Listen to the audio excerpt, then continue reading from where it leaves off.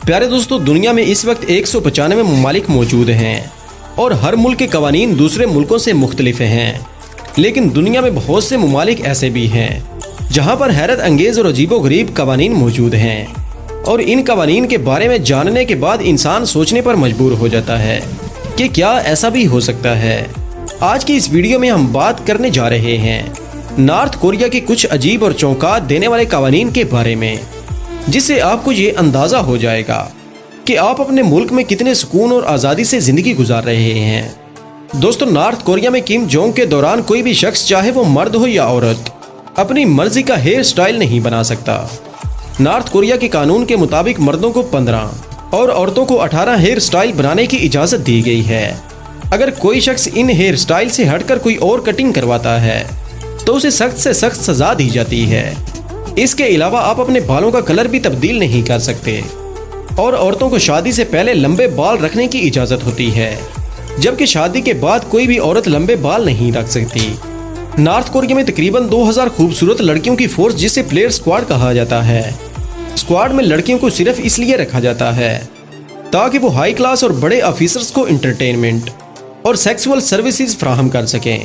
North Korea کے قوانین کے مطابق ملک کی ساری زمین اور پراپرٹی کم جونگ کی ملکیت ہے، یعنی یہاں کا کوئی شہری زمین اور جائیداد اپنے نام نہیں کروا سکتا اور نہ ہی فروخت کی جا سکتی ہے۔ دوستو، آپ کو یہ سن کر بہت حیرانگی ہوگی کہ نارتھ کوریا میں سینٹری پیڈز کسی بھی شاپ سے نہیں مل سکتے۔ پیڈز کے علاوہ برتھ کنٹرول پروڈکٹ پر بھی مکمل طور پر پابندی ہے، یعنی آپ کو نارتھ کوریا میں چھوٹی شاپ سے لے کر بڑے ڈپارٹمنٹل سٹورز میں بھی کانڈم اور سینٹری پیڈز نہیں ملیں گے، اور نہ ہی کوئی شاپ کیپر یہ چیزیں بیچ سکتا ہے۔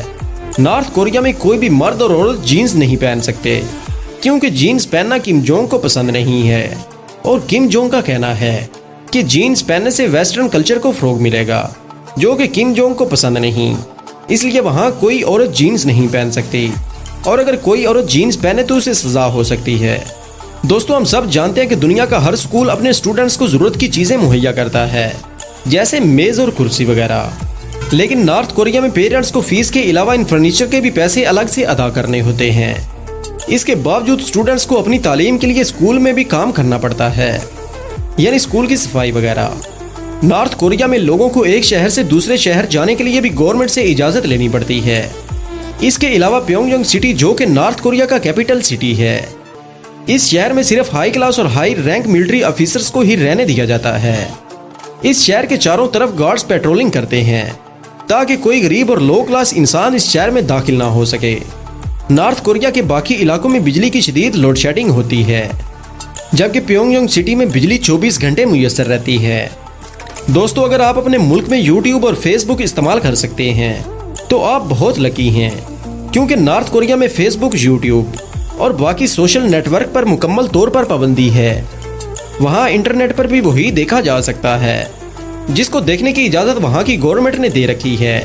یہی نہیں، نیوز پیپر سے لے کر ٹی وی چینلز تک بھی گورنمنٹ کے کنٹرول میں ہوتے ہیں، اور نہ ہی وہاں کا میڈیا اپنی گورنمنٹ پر تنقید کر سکتا ہے۔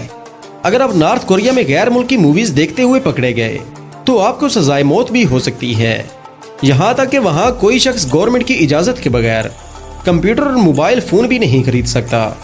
نارتھ کوریا میں پوری دنیا کی طرح کیلنڈر استعمال نہیں کیا جاتا، ان کا اپنا کیلنڈر ہے جسے جوش کیلنڈر کہا جاتا ہے۔ اس کیلنڈر کو 1997 میں کوریا میں لاگو کیا گیا تھا۔ اس کیلنڈر کی حیران کن بات یہ ہے کہ یہ کیلنڈر کیمتو سانگ کی تاریخ پیدائش سے شروع ہوتا ہے، اور ان کا ماننا ہے کہ جب کیمتو سانگ پیدا ہوا تو نارتھ کوریا اور دنیا بھی تبھی پیدا ہوئی تھی۔ بات یہاں تک ہوتی تو بھی ٹھیک تھا، لیکن کوریا کا اپنا ایک الگ ٹائم زون بھی ہے، اسے وہ پیوم یونگ ٹائم کہتے ہیں۔